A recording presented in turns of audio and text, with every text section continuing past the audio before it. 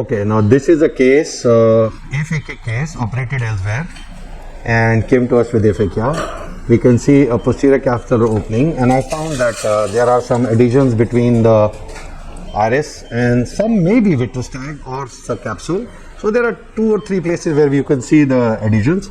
So we will be putting a 3-piece lens. I am putting in Aurolab 3-piece lens. So I will be talking about how to load this lens.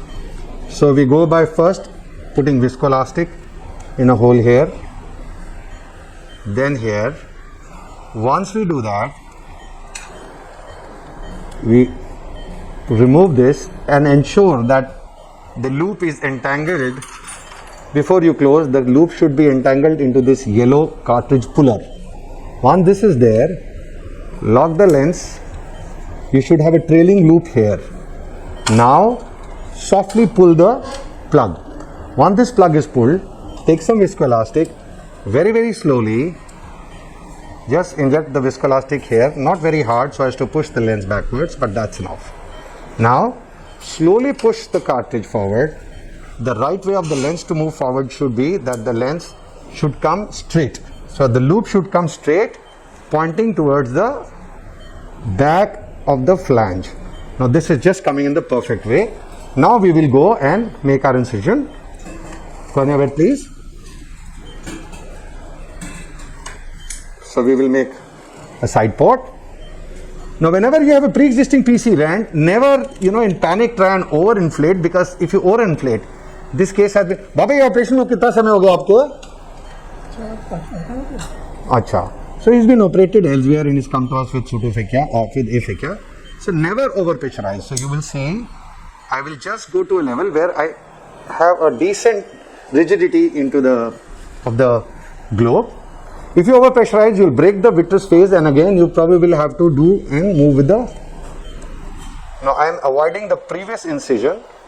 Now since this lens will go through a 3.2 millimeter incision, so I have enlarged the side port or the main wound. We'll push in more viscoelastic and estimate at the same time my wound. I still feel I might have to enlarge the wound slightly. Before I do that, I'd like to break the adhesions by rotator. So I'll try and break the adhesions, because breaking these adhesions will give me some more space. There.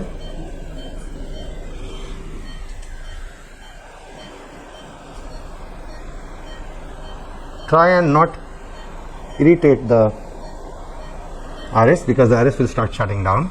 27 gauge लगा के दो मुझे अब 26 gauge पे. Now I will put some viscoelastic behind the iris using a 27 gauge cannula there. Now you will see me use a 27 gauge cannula.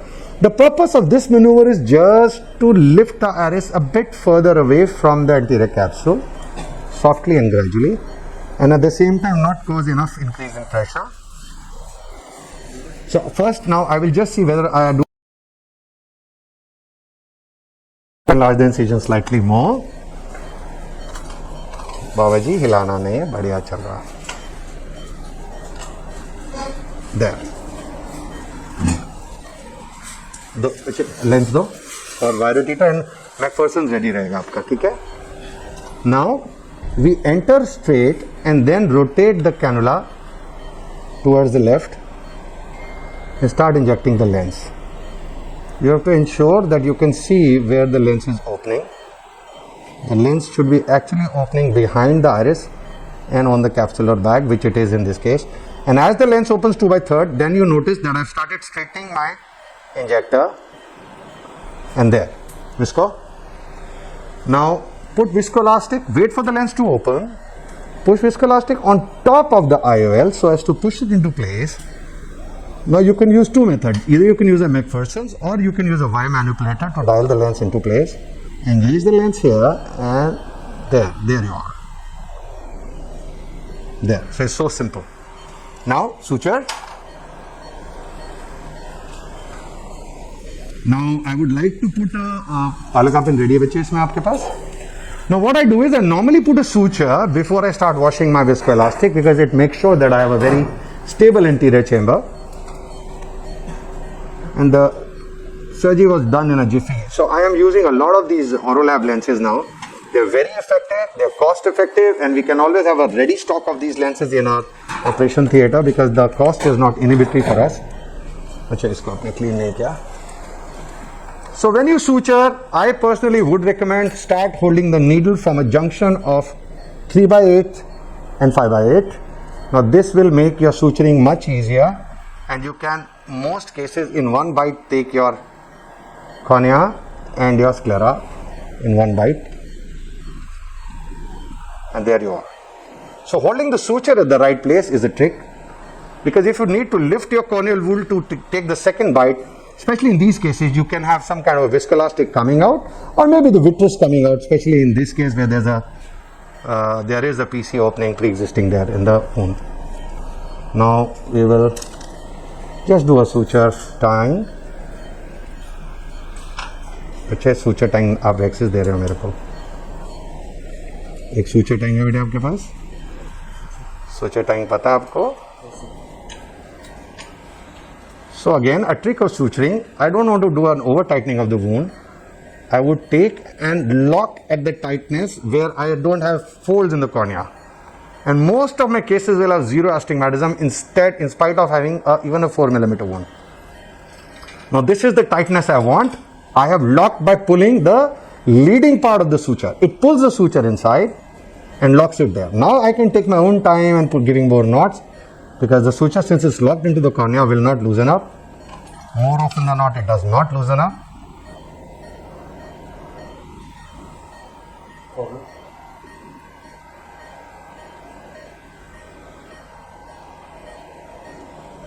Now the suture is of the right tightness which I want. And once I do this, there is a slight amount of ooze with it from the wound, which of course is expected. Now if you notice, the suture is not very tight at all.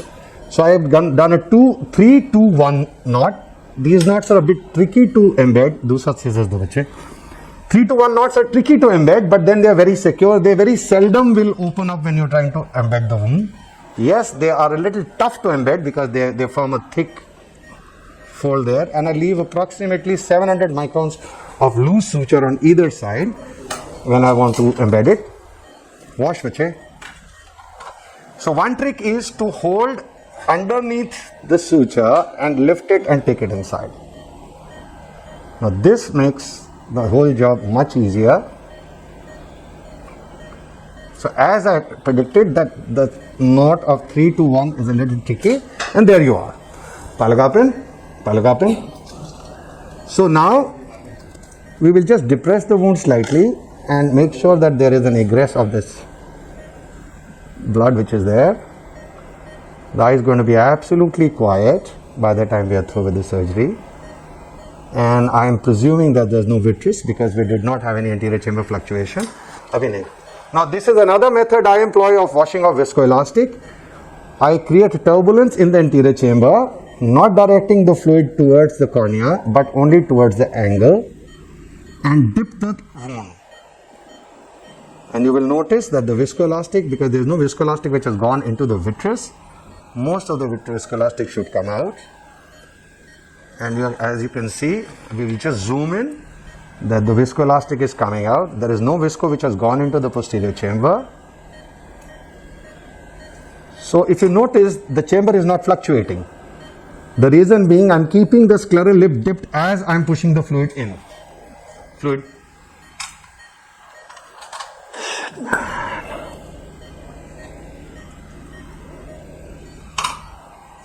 Now nearly whole viscoelastic is out.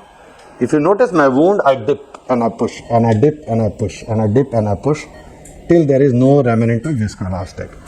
Now I am suspecting that since the pupil is not shutting down completely, I might want to check whether there is a drag of the vitreous on the opposite side. Now this can cause shallowing of the chamber. I'll go from the edge and see.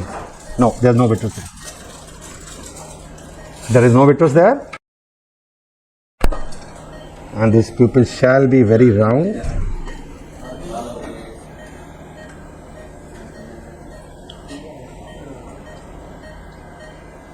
Baba ji, बहुत अच्छा हो गया operation आपका. So you notice, without doing any irrigation aspiration, without disturbing any of the vitreous and not allowing any viscoelastic to go into the vitreous in spite of a PC rent, by just understanding the fluidics inside the eye in a controlled manner. So surgery is over. Wash.